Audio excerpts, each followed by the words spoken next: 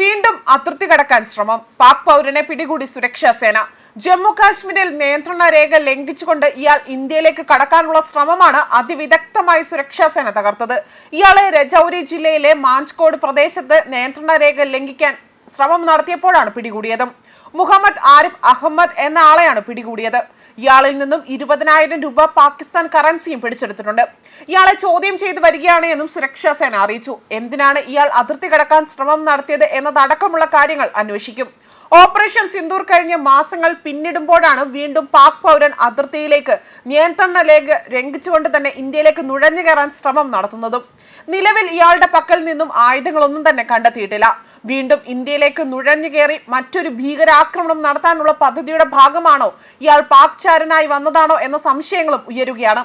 ഇക്കഴിഞ്ഞ ദിവസങ്ങളിലെല്ലാം തന്നെ പാകിസ്ഥാൻ പ്രധാനമന്ത്രി ഇന്ത്യയുമായി ചർച്ച നടത്താൻ താല്പര്യം പ്രകടിപ്പിച്ച് പലതവണ ഇന്ത്യയെ സമീപിച്ചെങ്കിലും ഫലമുണ്ടായില്ല. ഇതോടുകൂടി തന്നെ കാര്യങ്ങൾ വഷളാകുമെന്ന് തോന്നൽ വന്നതോടുകൂടിയാണോ വീണ്ടും ഇന്ത്യയെ ആക്രമിക്കാനാണോ ഇയാളെ ഇങ്ങോട്ടേക്ക് അയച്ചതെന്നും വിലയിരുത്തപ്പെടുന്നു. ഇന്ത്യ പാക് സംഘർഷ സമയത്ത് പോലും ഒട്ടനവധി പാക് ചാരന്മാരെയാണ് ഇന്ത്യൻ സേന അറസ്റ്റ് ചെയ്തത്. അതുപോലെ തന്നെ അതിൽ കൂടുതൽ പിടിയിലായ യൂട്യൂബർമാരും രംഗത്തുണ്ട്. ജ്യോതി മൽഹോത്ര എന്ന യൂട്യൂബർ മുതൽ പല ഇന്ത്യൻ പൗരന്മാരും അതിൽ ഉൾപ്പെടുന്നു. ഇത്തരത്തിൽ നുഴഞ്ഞു കയറുന്ന പാക് പൗരന്മാർക്ക് ഒത്താശ ചെയ്യുന്നത് തന്നെ ഇത്തരത്തിലുള്ള ചാരന്മാർ തന്നെ ആണ് എന്ന റിപ്പോർട്ടുകൾ അടക്കമാണ് പുറത്തു വന്നത്. അതുപോലെ തന്നെ പാകിസ്ഥാൻ പഹൽഗാം ആക്രമണത്തിന് ശേഷം ഇന്ത്യ പാകിസ്ഥാന് നൽകിയ അപ്രതീക്ഷിത തിരിച്ചടിയിൽ നിന്ന് കരകയറാൻ ഇതുവരെയും അവർക്ക് സാധിച്ചിട്ടില്ല. പാകിസ്ഥാനിലേക്ക് കപ്പൽ വഴി ചരക്കുകൾ എത്തിക്കുന്നത് നേരിടുന്നത് വലിയ പ്രതിസന്ധിയാണ് എന്ന റിപ്പോർട്ടുകളാണ് ഇപ്പോൾ പുറത്തുവരുന്നത്. 30 മുതൽ 50 ദിവസം വരെ വൈകിയാണ് ചരക്ക് കപ്പലുകൾ പാകിസ്ഥാനിൽ എത്തുന്നതത്രേ. 2019 മുതൽ അന്നേ തന്നെ ഇന്ത്യയും പാകിസ്ഥാനും തമ്മിലുള്ള ഈ ഒരു ഉടക്ക് ശക്തമായിരുന്നു. അതിനിടയിലാണ് ആഴ്ചകൾക്ക് മുൻപേ തന്നെ കാശ്മീരിലെ പഹൽഗാമിൽ ആക്രമണം നടത്തുവാനും നിരവധി ടൂറിസ്റ്റുകൾ കൊല്ലപ്പെടുകയും ചെയ്യുന്നത്. പാകിസ്ഥാനിലെ സായുധ സംഘടനകളെ ക്യാമ്പുകൾ തകർത്ത് ഇന്ത്യൻ സൈന്യം ശക്തമായ തിരിച്ചടി നൽകുകയും ചെയ്തിരുന്നു. അതിന് പുറമെയാണിപ്പോൾ മറ്റു ചില തിരിച്ചടികൾ കൂടി പാകിസ്ഥാൻ നേരിടുന്നതും.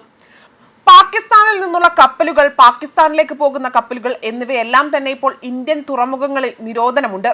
ഈ കപ്പലുകൾക്ക് ഇന്ത്യൻ തുറമുഖങ്ങളിൽ പ്രവേശിക്കാൻ അനുമതി നൽകിയിട്ടില്ല. അതുകൊണ്ട് തന്നെ പാകിസ്ഥാനിലേക്ക് പോകുന്ന ചരക്ക് കപ്പലുകൾ വളഞ്ഞ വഴിയാണ് സ്വീകരിക്കുന്നതും.